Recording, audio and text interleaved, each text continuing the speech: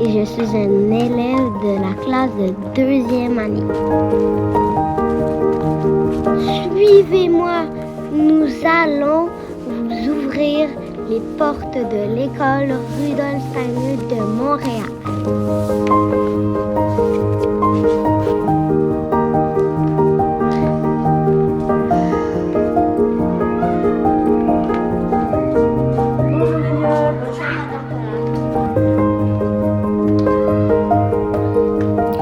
La pédagogie Waldorf a pour objectif premier de soutenir le développement sain de chaque individualité. C'est pourquoi elle s'adresse autant à la sphère cognitive qu'émotionnelle de l'enfant. Lors de l'enseignement de l'écriture vers la lecture, l'élève fait une expérience complète d'apprentissage. En calcul, il intègre dès le premier cycle les 4 opérations et apprend les tables de multiplication grâce à une variété d'exercices qui lui donnent confiance dans sa capacité d'apprendre.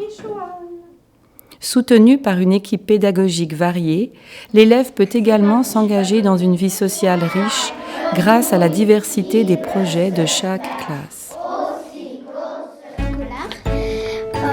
En 4e année, on sort vraiment de la petite enfance, puis on s'en va vers l'adolescence, mais on n'est pas encore dedans. Bonjour, Danica. Bonjour, Marie. Bonjour, Alice. Bonjour, Marie.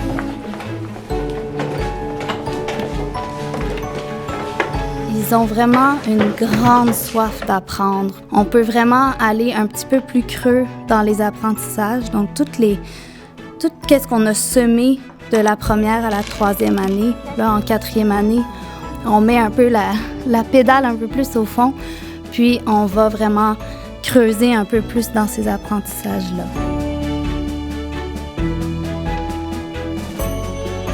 Donc, nous, dans la pédagogie, on commence les fractions à ce moment-là, vers 10 ans, parce que les enfants sont arrivés à ce moment-là où est-ce qu'ils se détachent un peu de leur famille, de l'adulte, disons, qui est leur exemple, avec qui ils formaient presque comme un tout avant. Puis maintenant, ils sont rendus vraiment leur propre individu.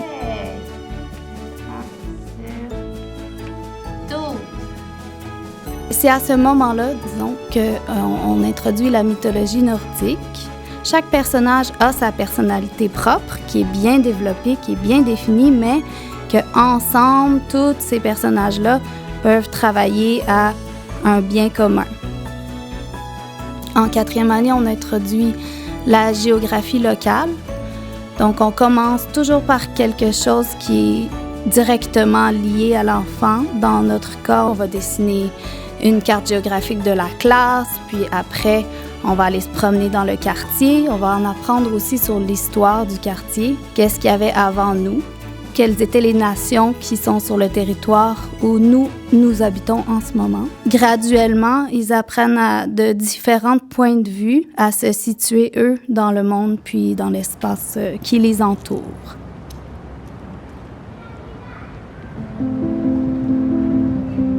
Lorsqu'on arrive en 6e année à l'école ici, on remarque vraiment un changement à cet âge-là, donc bien sûr avec la préadolescence qui arrive. Donc on voit que les enfants quittent de plus en plus cette conscience un peu rêveuse de l'enfance pour entrer finalement dans un éveil de plus en plus graduel de la pensée. On remarque aussi de plus en plus l'intérêt des élèves d'entrer en contact avec le monde matériel, de se mesurer aux lois du monde physique. Puis c'est un moment donc on voit où les élèves doivent réapprendre un peu à vivre dans ce corps physique-là, avec toutes les métamorphoses qui sont propres à la préadolescence. Et précisément, le curriculum en 6e année, ça vient répondre à ces changements-là qui sont vécus par les élèves. On rentre vraiment dans l'histoire plus formelle, donc on rentre en contact avec les faits, avec les événements qui sont plus concrets, à travers l'étude de l'Empire romain. Ils veulent vraiment se saisir maintenant dans une clarté de la pensée du monde qui les entoure.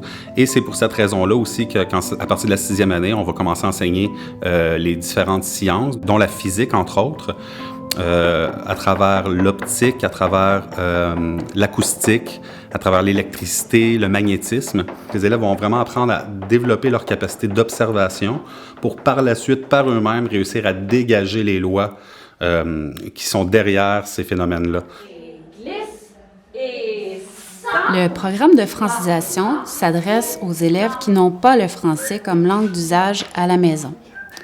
Ce qu'on travaille dans les ateliers de francisation en première et deuxième année, c'est l'expression orale. En se retrouvant en sous-groupe d'à peu près 6 élèves, ils ont l'occasion d'interagir fréquemment. Ils peuvent se raconter et apprendre à le faire en toute confiance. Tout le travail de compréhension orale qui se fait en atelier est vraiment relié à ce qui a été vu en classe. 50, 60, 70, 80, 90 et 100. La francisation soutient l'enfant dans ses apprentissages et ne veut pas seulement l'intellectualiser dans ce processus.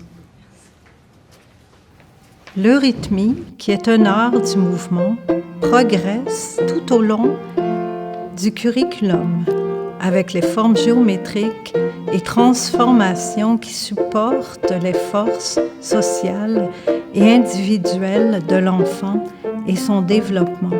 L'eurythmie aide la concentration, le maintien, la flexibilité, la conscience de l'espace et le travail avec les autres élèves. L'eurythmie harmonise le corps, l'âme et l'esprit. En éducation physique, pour développer les 3 compétences au programme, la pédagogie Waldorf mise sur un développement progressif des habiletés motrices de l'enfant et les activités sportives soutenant le développement de la coordination motrice, du sens de l'équilibre, l'agir et l'interagir au sein du cercle du groupe. Ce n'est qu'à partir de la 6e année que les jeux compétitifs sont plus valorisés pour ainsi répondre aux besoins de l'adolescent, de se mesurer, se dépasser en interaction avec les autres. Dans la pédagogie Waldorf, chaque cours favorise et soutient le développement de l'enfant. Les cours de travail manuel fait de même grâce à l'apprentissage pratique des arts textiles. Les élèves apprennent le tricot, les crochets, la broderie, la fabrication de patrons, la couture, tout en apprenant et en maîtrisant ces compétences pratiques. Ils améliorent également leur coordination humaine et leur dextérité motrice fine. Ils développent leur patience et persévérance, car chaque projet de travail manuel prend du temps. C'est une expérience très satisfaisante de faire quelque chose et de voir des résultats pratiques.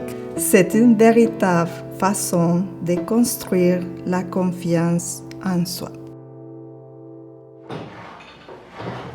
Dans le travail d'atelier, ils développent des aptitudes en travail du bois.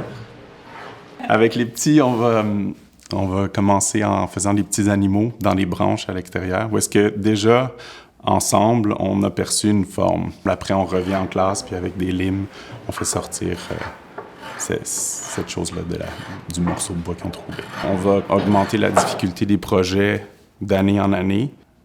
Puis avec le bois, en rencontrant cette résistance-là, ce qui se développe peut-être plus qu'avec le travail manuel en tricot ou en couture, c'est vraiment les forces. Et on peut le voir parce que ça demande la force de rentrer dans cette matière-là qui a quand même une certaine résistance. Et c'est vraiment de développer des forces de volonté. On considère le travail de bois comme des arts pratiques. C'est pour ça qu'on va essayer de le placer dans le milieu de la journée entre le travail cognitif le matin et le travail artistique l'après-midi.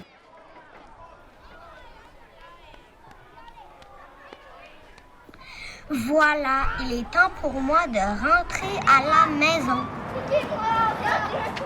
Nous espérons que vous avez aimé votre visite et que vous allez nous visiter en personne.